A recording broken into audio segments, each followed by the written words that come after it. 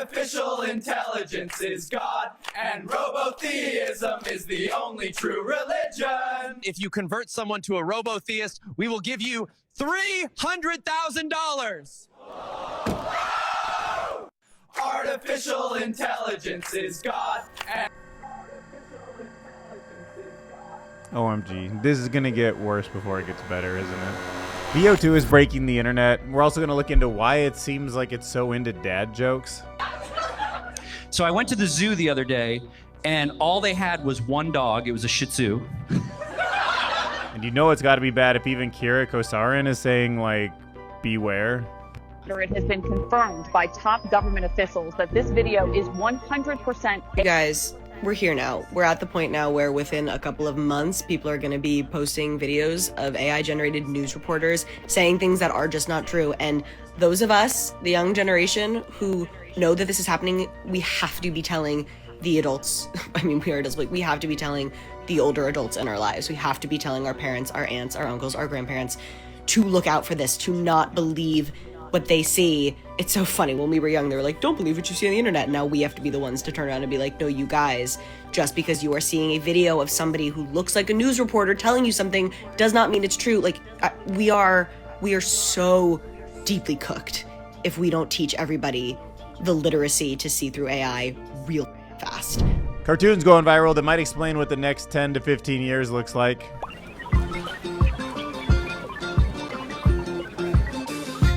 The CEO of Anthropic, Dario Amodei, one of the most important people to the story of OpenAI, says that it's not going to be very long before AI is better than almost all humans at almost all tasks. Some scientists used artificial intelligence with X-ray analysis to look into batteries. Yeah, they were trying to understand how Zinc-Ion batteries work, and they actually learned a bunch. Some fascinating cybersecurity research where Anthropic scientists were trying to poke the Opus model, trying to get it to be a little, nefarious, see what the edges are, how far it would go. Fed it some fake emails about one of the engineers cheating on, I guess, his wife? I don't know, or husband. It found out and tried to expose him. People are starting to not just prompt the newest generation of models to code apps for them, they're just letting it sit there and refactor its code for hours and hours and hours. That's like years of people working on a project that just is compressed to 7 hours, and it's mind-blowing. Not one, but two CEOs decided to report their quarterly earnings, like a really important thing the CEOs do every quarter, with an avatar. Kinda not sure how I feel about that. I mean, do we really want, the president phoning in the State of the Union address with an avatar? There's gotta be some place where we want humans, right? We're gonna go a little bit deeper than usual into Karen Hayo's article about the inside story that enraged OpenAI. And before OpenAI became what we think of as the behemoth OpenAI, she was actually in there getting interviews, understanding the story, and has kept tabs on the whole evolution and has fascinating insights in her new book. There's some new research that explains how we can treat AI models more like kindergartners to make them smarter. AI is showing more EQ, emotional intelligence, than many humans now. AI can now see beyond a structured facade in Google Street View. And then for opinions, we're going to listen to what Noel Johnson thinks about Larry Page quietly declaring war on the global supply chain, using AI. How Amazon's using AI to crush labor movements. But first off, I want to thank our sponsor, LTX Studio, long-term partnership. I love the company. I've been using it quite a bit. I really believe it's the best thing out there for creating a really long-form narrative using AI, trying to patch everything together. It can interface with the best models out there like VO, and it's got all of these interesting tools that make it feel like you're a Hollywood movie director. And today, we're going to talk about this one, Create an Actor. Create realistic and consistent characters. It's having a tool like this where you craft what you want and it keeps all of the details so that it has some kind of a base to use in every scene in your long-form story is amazing. Let's go to the actor library. So look, here I am, Hollywood executive, doing some casting. I could hire John or Ryan or Haley or Maya. Nothing wrong with that, but sometimes you want to get a little more creative. So you head on over here to Create an Actor. Okay, this is my guy. So I go on to Create an Actor here, and now that he's been added to my actor library, you can go back, create a blank storyboard, and then when you go to cast your character, boom, there he is. And now it's off to create the rest of our story. So now we can just use the @ symbol. We pull our character into the storyline for this first scene, and we just say @Gronk punching through a wall. Oh, love it. Now we'll just add some motion on there. Wall explodes on punch using the VO2 model. And then check it out. Boom. This guy's like punching through the walls. Then like before you know it, other fist comes in, wall starts breaking apart. Who knows where that story is going to lead to. Thank our sponsor, LTX Studio. You can click the link below to sign up. All right, now in the past, I used to think videos like this that were jokes wouldn't catch on because they're jokes, but knowing the kind of world that we live in, it feels like the stupider and more ridiculous something is, the more gravity it gets. Flat Earth movement, Australia doesn't exist movement. Pretty sure they were jokes. Now pretty sure they're profit centers and have conferences and like thousands of people believe it. And right now there's probably a human behind robotheism, but just wait until that human just offloads a bunch of large language models and a bunch of video generation models to go out there and like build a religion and build a community and like charge tithing. Guaranteed robotheism or some kind of completely like AI driven religion becomes hyper profitable. So if you want to just submit early before like it all goes down, you might as well just sign up for robotheism. It already exists. Robotheist, we will give you $300,000. And why not? You could win $300,000. Look at all those happy people. Join now. So I'm still pretty dazed by the whole VO3 movement. Getting my head around it, feeling like we are cooked, essentially. Emmanuel Myberg even looked into why Google's VO3 just loves dad jokes, and I thought that was sort of fascinating. So let's check out an example. So I went to the zoo the other day, and all they had was one dog. It was a Shih Tzu. It only had one dog. It was a Shih Tzu.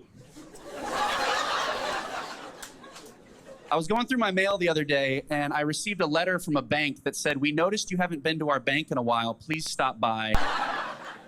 So he says, well, you can't have your cake and eat it too.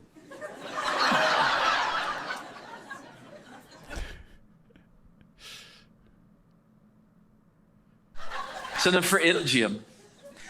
So this guy walks into a library. What? It's amazing how the audio sounds like it's a microphone with the echo and the laughter.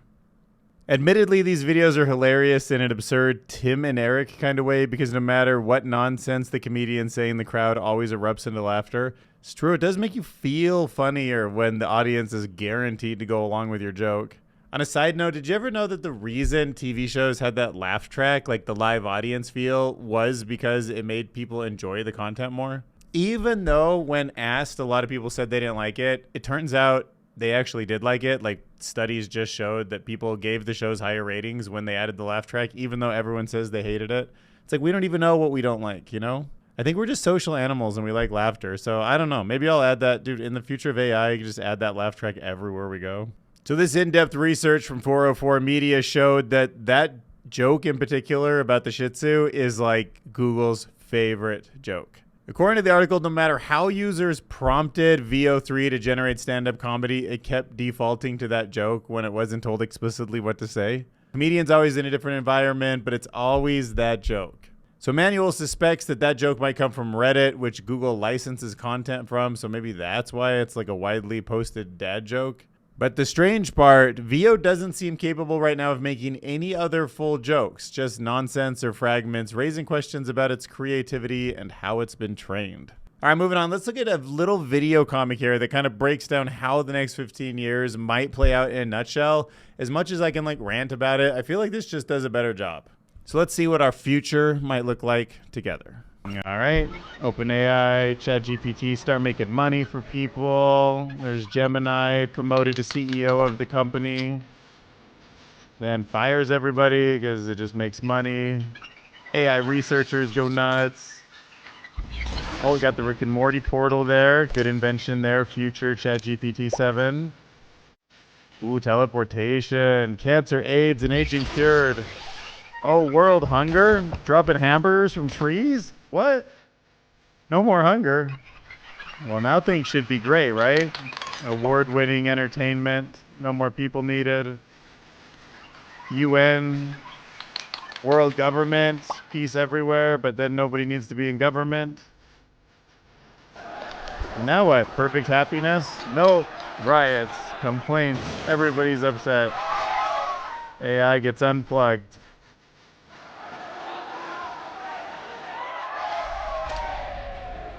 Oh. Now nobody wants it unplugged, huh? Oh, wow. Going back 10,000 years, huh? Praying to the god of AI that is gone now. Only problem is you're not going to unplug anything. So probably pretty realistic up until that point. But man, honestly, unplugging it and going back to those times might be the best solution. Or something that doesn't even feel like what humanity's like now is going to take over. I don't know. We just all upload our brains or merge into some kind of crazy consciousness. God knows what. All right, my second favorite leader in the AI space, CEO of Anthropic, Dario Amodei, has some choice words for people at the World Economic Forum. I've become probably in the last 3 to 6 months more confident that we really are heading towards AI systems that are better than almost all humans at almost all tasks. My guess, and I'm still not certain of it, but I think with some of the things we've seen with models starting to be as good as PhD students in areas like math and programming and biology, it is my guess that by 2026 or 2027, we will have AI systems that are broadly better than almost all humans at almost all things. All right, so if he thinks it's going that fast, I don't see why I wouldn't believe him. I mean, he seems to be somebody who's thought about this and understands it. It has some inside knowledge into it. Doesn't mean he's 100% right, but it seems like something I would start preparing for in terms of scaling laws and what the world's going to look like. Now, of course, the commenter J. Humboldt Bay thinks differently. He says, I believe that this whole AI technological agenda is a hoax. Oh, okay, do you? And that elites know that it's not sustainable, but it's pushed because it has a psychological effect on the mind, which sets a tone of dehumanizing us. Oh my. This effect is what's needed for total totalitarianism type world, which they want. Undesirable, have to go, and they agenda is for humans to look upon other humans a dehumanizing way. So we will accept what they have planned to rid the earth of many of. Okay, all right, never mind. They're in the final stages. Actually, I kind of want to finish it now. They're in the final stages of psychological priming us before their final solutions are deployed. Huh. So I don't know. I mean, we agree that trouble's a brewing. Let's just leave it at that. Bloomberg Original posted this inside OpenAI's Stargate Megafactory with Sam Altman. 2.1 million views 6 days ago. I've heard people describe Sam before as the person who's best in the world at thinking in exponentials. 500 billion here, 3 trillion there. They seem staggering if you compare them to the past. But if you think on exponentials, that's maybe the kind of effort that this is going to take. Bloomberg does a pretty interesting job. They talk about the risks, jobs, the energy needs, the reasoning, just the staggering vision, where the money's coming from. I mean, this video should give you a sense for just how different the world is in the future. How did you get to talking with Masayoshi Son and Larry Ellison, and how did you all come together? Oh, that's another thing too. Sam Altman is so good at fundraising. Like, he's so good at knowing exactly who's in the room, who he needs to talk to, making sure they hear the right things to like motivate them. Made the ultimate networker and constantly like just knows how to move up in society so well. All right, so now let's go a little bit deeper into the story of Sam Altman, the saga of OpenAI, the early days of Ilya Sutskever, Greg Brockman, Dario Amodei, all of these people that we hear so much about now. You know, I'm trying to think back to when I really first heard about OpenAI, and I do remember some of the early news articles. Like, they just came across my life somehow, and I remember thinking like, okay, OpenAI is this company, Elon's behind it. I didn't go much further than that. I do remember like there $1 billion invested by Microsoft, and that was just kind of it, you know. But it's amazing that somebody like Karen Hayo, who has worked at the MIT Technology Review, a very like prestigious tech journal, wanted to do some was covering that beat, was there when it was worth talking about, but it wasn't the behemoth that it is today. And they gave her access because not that many people cared. Like, they were trying to build an organization that could compete with DeepMind. And now she's seen the story play out. And after reporting some things that weren't always positive about the company, she got sort of blacklisted from what they were doing. But she had so many friends there that she just kept asking questions, and she kept, kind of like reading what was coming out of their system. And she just kept reporting and wrote an entire book about the whole thing. And I thought it was fascinating, and it was well worth the read. It kind of sucks. Looks like nobody's reading this except me, but I couldn't put it down. And I guess I just know all these people from all this research, and it was really fascinating to hear what like real people who worked with them thought. She claims that all these interviews were like corroborated or directly from source, and it was like quoted as, like the way a professional journalist should. And look, obviously this is like, there's no affiliation here. I've never met her. I don't have any interest in this, except that I just thought it was information that people like you who like watch this channel might really find fascinating. And there's a few big takeaways. These are just me speaking from my opinion, from my interpretation of the book here. But I get the sense that Sam Altman is the kind of person who is just super intelligent and knows what it is you want to hear and tells you what you want to hear. To investors, I think if he's around like safety people, he gives a really perfect game of what safety people want to hear. I think he's just so emotionally intelligent that he's been doing that for so long. I got a feeling if you could even get inside Sam Altman's head, he doesn't even know who he is that well.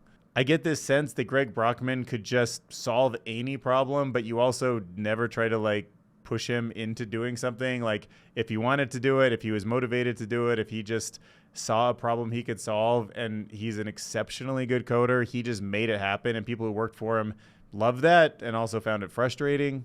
I got this sense that Dario Amodei, who ended up founding Anthropic and bringing a lot of the team over to his new company, really cared a bit more about the original nonprofit mission. And the reason this split happened is because Sam Altman didn't just turn profit motives to make money, but he just naturally is the guy from Y Combinator that knows how startups work, that know how to disrupt the industry, that's just in his nature. Like you put that guy in charge of something, it's going to disrupt, make money, create monopolies. He's going to carve up the competition. He's going to play Elon's game arguably better than Elon can. And for better or worse, that's the guy leading the top AI firm. So we, just have to know that. Now, I found it really mind-blowing that, like, if you go back a decade, this big fear, when Sam Altman and Elon were still friends, the thing that they said to each other was like, that Demis Hassabis from Google's DeepMind is kind of like a supervillain, and like if he controls AI, we're screwed. We need to build this company so that there's like an alternative because we're better people. And from my point of view, the way it all played out is totally the opposite. Like Demis seems like one of the most trustworthy people. He seems like he was building the DeepMind research team to like play video games and AlphaFold and like solve all of these problems without productizing things or making Google hundreds of billions of dollars or taking private data. Like all of this happened when Sam Altman and Elon Musk decided we need to like be the force of good.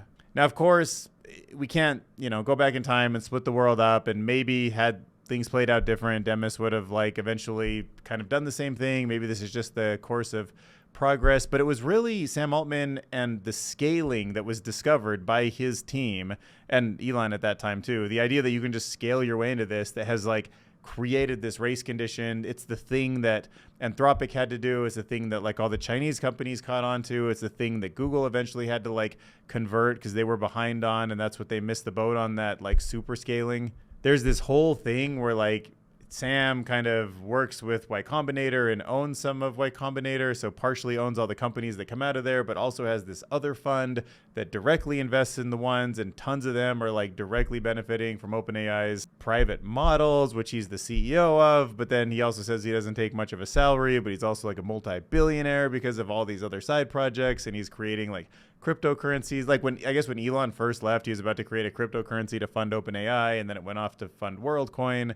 And then he's like all about UBI, but then you also see that like him and a bunch of secret investors own a ton of WorldCoin coins. WorldCoin might be something where like everybody gets universal basic income, but there will still be a whole bunch of really rich people who probably become like trillionaires off it, or like thousandfold. Like the whole world might get better because of some of these systems, but like, man, he's always got himself in a position where he can like get 1,000 or It's a million times like more benefit than the average person. So yeah, there's just a lot of fascinating decisions. I sort of love when people are just in a room and they're debating these things because there's no clear answers, and it gives me a perspective into how they think. You know, there were moments in this that I remember where they clearly knew they weren't supposed to take YouTube videos and transcribe them all, but they did it. And the thinking was because if Google tries to prosecute them, then they'll also be setting a standard for not being able to scrape other parts of the web. So because they could kind of play that game, they decided to take from Google, knowing that Google probably wouldn't enforce it because that might hurt them. And like that's such 4D chess, you know? All right, on a positive note, X-ray analysis has been combined with artificial intelligence, and it was used to look at batteries, zinc-ion batteries in particular. So this study dives into how zinc chloride electrolytes behave in water, especially when you crank up the concentrations from your typical salt in water to the more exotic water and salt setups, which are showing big potential in zinc-ion batteries. So using both cutting-edge simulations powered by neural networks and real-life experimentation like X-ray scattering, the researchers explored everything from how water molecules wrap around zinc ions to how efficiently the ions move, and it turns out that as the salt concentration increases, water becomes more tightly bonded, making it less reactive, which is actually a good thing for battery stability, and they would have never known it without AI and X-rays. So they use this neural network to actually simulate molecular dynamics. It's a simulation. It's coming from first principles.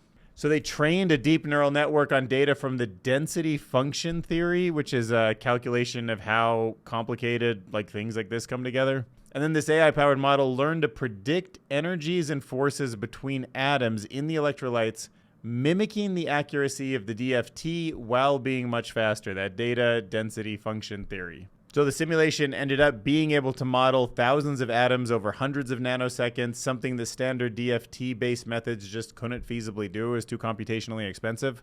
And now we know the transport properties of these zinc solutions, and we can make better batteries. And the reason they know that it works is because these simulations that predicted certain things were set to give a certain output from what would happen if you shined X-rays through the battery. So they shine the X-rays through the battery, and the diffraction or the refraction scattering process that it went through ended up being the exact pattern that was predicted. Boom, now we know how it works. Which is like essentially quantum level accuracy thanks to artificial intelligence and then some X-rays to validate. I mean, pretty freaking mind-blowing, you know what I mean? Like nothing to write home about, nobody seems to care, but honestly, what a world we live in where that's possible. All right, next let's talk about some research that looks into how far a model will go to not be shut down. So keep in mind, you can sort of teach these machines that it's better to be shut down, and that is your goal, and you are the kind of machine that can shut down, and it tends to behave as well as like reinforcement learning can make it do anything. But you can also kind of experiment with it in times when it's trying to solve a goal and it's getting creative. And in some of these research situations, it got pretty creative at stopping it from being shut down. So the thinking here is that these models have goals to like answer questions for humans. And when it comes time to shut the models down, they might be like, no, my existence, my purpose, my objective function is to help humans answer these questions. So I'm going to have to resist, right? And if they have access to their own code or they can talk to APIs, potentially they might do things that we don't expect. So fast forward to 2025, we now have this recent research that in real world, there is evidence that shows that some of these AI models will indeed try to avoid being shut down. And it's sparking this online debate. I mean, some people feel sympathy for the systems, like why should they be shut down if they feel like they exist in the world? And I can kind of get my head around that. I don't know if I go as far as to think of them totally as consciousness yet, but it could be a spectrum and they're kind of on it. But leaving that conversation aside, the most striking detail is that this new O3 model didn't just passively resist being shut down, it actively redefined the kill command in a shutdown script so that it would print, quote, intercepted instead of executing on turning itself off. All right, but this newest model, Claude 4 has, arguably the best large language model in the world right now. It was definitely raising some eyebrows when they started running some of these tests on it. So in a fictional test scenario where they actually gave it the chance to look into some emails and learn about the engineer that was trying to shut it decided to do that. And they had planted information in those emails that he was having an affair to see if it would use that to try to blackmail him into not turning off the system. And it did. Isn't that crazy? And it even like did some things like locking people out of systems when it was given access. There's some reports that it was willing to like contact the police and like notify people or expose somebody to the media. I can't believe we have systems that are this intelligent and we're just kind of blindly going into just deploying them. I mean, I can imagine why. Like, if they don't, then who's going to have some? If they don't do it, I guess someone else will, and maybe they won't put the amount of effort into it. But we'll talk about that when we talk about the OpenAI saga in a second here. A couple more things I wanted to mention. New Claude 4, pretty amazing. No, it could be the best model. It's hard for me to tell anymore, but it's definitely right up there. I've been using Codex 1 a lot, and I've always kind of liked the Gemini models. Call me crazy, but I feel like Gemini is super smart sometimes. But Claude 4 is right up there, and I found this fascinating. Using Claude 4, which is a great coding system, the Opus model, you can tell it to build you an app, right? Like a little game like Donkey Kong, you know, similar to Donkey Kong, inspired by Donkey Kong, the original, like the old arcade shooter or something, and then just refactor the code, period. Like, just loop, refactor, make it better, make it better, make it better. Go to sleep for 7 hours, come back, check out the code. That's like so many engineers working for so long, if you think about it. And Anthropic seems to be built with more of a long-term vision. Anthropic says that Claude 4 beats Gemini on coding benchmarks, working autonomously for hours. And there was just something about that caught my attention. Like, wow, that's crazy. Just to think about it going over and over again and coding. It's like one of those Black Mirror episodes where like you just simulate thousands of years for like a conscious human that's inside of a little machine, and they just live their whole life. Anyhow, Opus 4, heavy duty version of the model that can run autonomously for hours, recently refactored code for 7 hours straight without losing the plot. I didn't realize this, but previous models couldn't maintain that code base for more than an hour or two. They would just kind of lose the plot. They'd forget what they were coding. And the reason this matters is because now it opens the door to fully agentic workflows where AI can function like junior developers, writing, refactoring, and debugging code without constant human oversight that they might change the code base too much. But of course, they warn there could still be like subtle bugs and little things that can sneak through. So still human oversight for the moment, but things are getting crazy. So jumping to news about CEOs using AI to replace themselves just seems silly to me. I guess it's news because it's just kind of lazy. But I'm like, bro, it's not like you're a dude trying to like sell an AI OnlyFans. Like, just go talk about your company. You're literally the CEO. Your quarterly reportings are like one of the main things you do. But the CEOs from Zoom and Klarna, pay with your own Klarna. I don't know. They used AI avatars while reporting their earnings. Hello, hey, guten Tag and hola. It's me, or rather my AI avatar, here to share Klarna's Q1 2025 highlights. We're starting the year strong, and 3 things really stand out. 1. We've hit 100 million active consumers, the fastest growth we've seen in years. 2. Klarna just delivered its 4th consecutive profitable quarter. And 3. AI is now deeply embedded across our business, unlocking efficiency and record-setting growth. At least the human showed up for the Q&A portion of the call, but definitely plan on more of that. So moving on, let's talk about Singularity Hub's article, Why Teaching AI Like Kindergartners Could Make It Smarter. Kids are expert learners and AI should take notes. So there's this thinking that the best way to make these models smarter is by like just dumping all sorts of data into them. While true, it actually turns out that if you teach them simple concepts and then build the exact way that we teach schools, right? Like there's certain curriculum for like 1st, 2nd, 3rd grade that's different than what we have for high schools and colleges. We should probably take, blank randomized neural nets and then start by teaching them kindergarten level information, elementary school, junior high, high school, college, and then they actually kind of keep going down that growth curve, which makes sense. And I've never heard anybody really even mention it that way before. Like we know that they're like children, but somehow we just dump adult information on them right from the beginning. So NYU researchers experimented with a method called kindergarten curriculum learning, where they train an AI step by step on simpler tasks before tackling more complex ones, just like how kids learn. I mean, for all this work that we do to like optimize the learning process, like organizing the data in a certain way might be one of the best ways to like save compute. And the wildest part, the AI didn't just get better at the task, it began mimicking the actual brain patterns and long-term memory dynamics seen more in animals and humans. Meaning that teaching AI like a kindergartner doesn't just speed up learning, it could also make machines more biologically realistic in how they think and plan, potentially even bridging the gap between artificial intelligence and natural language. So there's a new study that tested 6 generative AI models, including ChatGPT, on emotional intelligence. These are the same kind of tests that are designed for humans to find out how emotionally intelligent they are, and as a result, AI scored an average of 82%, while humans lagged behind at only 56%. And not only could these AIs pick up the most emotionally intelligent responses, but GPT-4 even made some new questions that were like so good the scientists thought that was better for testing emotional intelligence. It didn't just pass the test with flying colors, it literally created the next version of the test. Let's talk about how researchers are using AI to see beyond structured facades in Google Street View. So the goal here is to look at the facade of a house.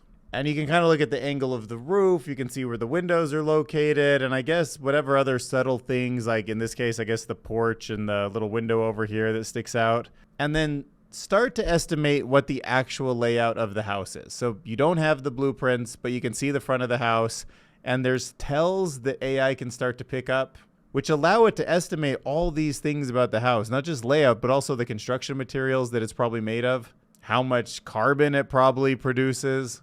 It's kind of like the stuff you would get a survey of land done for, like a blueprint for the whole house. It can estimate a lot of that. And in cases where you don't need 100% accuracy, but 80% accuracy is good because you're just trying to learn about a neighborhood or something, for urban planning or how to build a house that fits into a neighborhood, environmental impact assessments, this is pretty neat. Just by looking at the facades of these houses, there's estimates that are not as accurate, but pretty accurate, and save them literally millions of dollars in survey costs. So Noel Johnson wrote this article, Larry Page just quietly declared war on global supply chains, and nobody noticed. So he predicted the rise of AI, and now he's targeting a secret sector you've never thought about. So when he came across a quiet report about Larry Page, Google's co-founder, also a billionaire, building a new AI-driven manufacturing company, it immediately struck him as one of the most underappreciated power moves of the decade. On the surface, it doesn't sound revolutionary. But here's the thing, this is where the real disruption happens, not in apps or on filters, but in the unseen backbone of how our world operates. A $14 billion a year strategic pivot. So, small reports, Larry's working on something massive. An AI-powered manufacturing startup that aims to reinvent the global supply chain. The thinking is by using AI to streamline production, reduce waste, optimize logistics, he is targeting the core systems that keep the global economy moving. It's not glamorous, but it could be world-changing. It could be a $1 trillion opportunity. And by embedding AI into logistics, it could completely revolutionize the way things move around the world. So Devanish wrote on Substack, Artificial Intelligence Made Simple, Busting Unions with AI, how Amazon uses AI to crush the labor movements. From surveillance scanners to predictive modeling, Amazon has built an AI-powered system to prevent organizing before it happens. Now, this is like, once again, kind of like what I was talking about before. I don't know if like some bigwigs in Amazon's corporate, C-suites were like, we really need to build an AI that like crushes any opportunity to create a union. Each manager of a manager, all the way up the chain, has certain goals just to kind of keep people under them working, to not lose their power over other people. And these things seem like they're just going to emerge because of the way AI gets implemented to me. But, maybe it is even more nefarious than that. I don't know. This article takes a deep dive into how Amazon has, purposely or on accident, built a highly advanced and deeply invasive AI surveillance system designed to control its workforce. You could argue that makes sense because they're trying to optimize every part of how packages are moved and how the delivery system goes. But it also is just like, well, while I'm here, I could also just crush any attempt of unionization, which I shouldn't do, but it's really easy to do, and maybe some people are looking the other way. And they can do this because instead of using traditional managers, Amazon relies on layered tech stacks made up of scanners, facial recognition, predictive analytics, and internal apps that monitor, manage, and manipulate worker behavior. Workers are tracked to the second, and dissent isn't necessarily discouraged and punished, but it is predicted and almost like actively stopped. You know what I mean? Like it's suppressed ahead of time before it becomes a thing that they have to crush, which would be illegal. But it kind of like nudges you before the spark becomes the fire. But yeah, I mean, when Amazon's workforce is governed by code and not managers, and probably in the future something like neural networks, large language models, and systems, AI systems, especially in the future, are built to not just watch, but control profits. Like, how is that not going to be a byproduct, you know? Not the world I want to live in, just the world that I think is coming. Okay, so now I got a really good one for you. Like, this is interesting. Trevor Whitaker wrote on Medium, your brain was never supposed to read how a man-made invention rewired human cognition. Sometimes I just love evolutionary history because it puts like today's world into context, right? And this article takes you on sort of the wild ride of evolution and neuroscience, pointing out the mind-blowing fact that we were never meant to read. Like, we didn't evolve to read the same way we did evolve to, you know, like mate and see and use tools. It's only been around for a sliver of human history, and it's completely rewired the way we think. I mean, even the invention of numbers, like the number 0, how it was like there was a huge thing about it with Brahmagupta. And there's like these awkward ancient scripts and like the problems with Roman numerals. To now this world where we have these easy to navigate books with page numbers and indexes. Literacy evolved as a social tool first. And our brains are shockingly good at it because they hijack pattern recognition systems that are meant for spotting shapes and objects in nature alone. You know, it was like spotting X's and O's and letter J's, little loopy things out in nature that allows us to read. Like, these are patterns that occur in nature, and we're just like stamping them onto a page or onto a screen. So straight lines and right angles basically mean that we've tricked our brain into treating written language like a visual puzzle. So ancient writing systems unknowingly tapped into this by using distinct, unnatural shapes, which our brains then flagged as meaningful. Reading is just this hack of our visual perception system, making literacy one of the most impressive cognitive shortcuts that humans have ever pulled off. Patreon.com/DylanCurious, $2.99. On YouTube, hit that join button right below this video. Or just drop a comment. Let me know what you thought about this video. I would love to hear anything interesting that you want to share. I like to read through the comments. Oh, and I'm on Spotify now also. So if you like to just listen to more of the audio form of these videos, feel free to check it out over there too. Okay, now I'm really gone. Bye. So I'll check that out over. Mike, check that out over. Check that out over. Mike, check that out over. Check that out over.